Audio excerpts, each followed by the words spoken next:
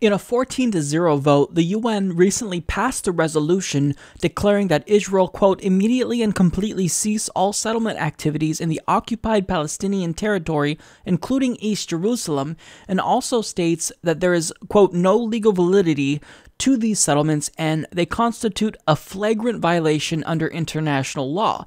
Now, because of this non-binding resolution that doesn't actually have any way to tie Israel's hands, well, nonetheless, a shitstorm ensued, and Israeli Prime Minister Benjamin Netanyahu has thrown a tizzy fit over this. So according to Vox, Israeli Prime Minister Benjamin Netanyahu says the Obama administration secretly colluded with Jerusalem's adversaries on a United Nations Security Council resolution criticizing Israeli settlements.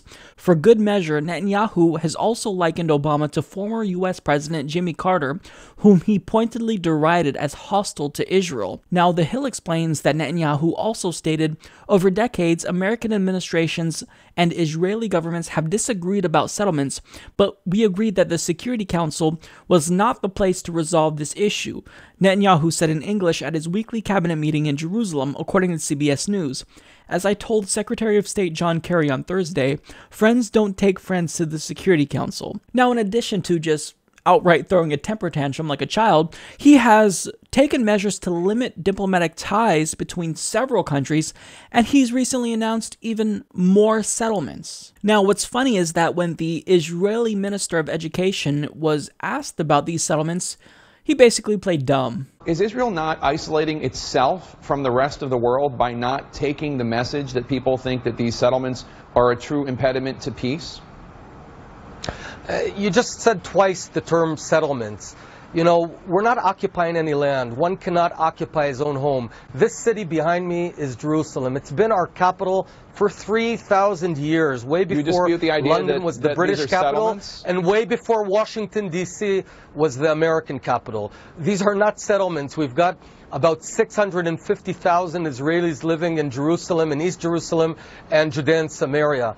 Big cities. You know, one might imagine a small tent on a hill. That's not what we're talking about. We've been here for thousands of years. We're staying here. We're going to live side by side in peace with the Arabs here, but not by forcing our hand and not by a Security Council decision that's giving backwind to the worst terrorists in the world, because they say here the only free democracy that's fighting terror is being thrown under the bus. You're proving my point, because you're even disputing the idea that it's occupied territory or settlements. The entire international community, with the exception of the Netanyahu government, thinks it is. But absolutely I'm disputing that. How long have Americans been living in America? How long have Americans been living in America? That's correct. A few hundred years. How long have Jews been living in the Holy Land? 4,000 years. So how dare anyone call the land of Israel occupied territory? Now, also, John Kerry, Secretary of State, currently released a statement basically condemning Israel, and then he responded to several points that John Kerry made. Take a look. Despite our best efforts over the years, the two-state solution is now in serious jeopardy. If the choice is one state, Israel can either be Jewish or democratic. It cannot be both, and it won't ever really be at peace. Israelis do not need to be lectured about the importance of peace by foreign leaders. Israel's hand has been extended in peace to its neighbors from day one. The vote in the United Nations was about preserving the two-state solution. That's what we were standing up for. This conflict is not about houses or communities in the West Bank, Judea, Samaria, the Gaza district, or anywhere else. This conflict is, and has always been, about Israel's very right to exist.